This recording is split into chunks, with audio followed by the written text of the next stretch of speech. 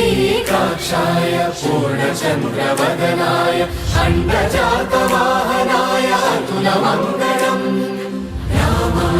Ram Ram Ram Ram Ram Ram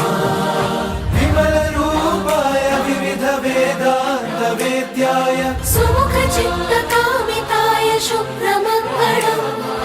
रामदासाय मृदुलहृदय कमलवासाय Swami भद्रगिरिवराय सर्वमङ्गलम्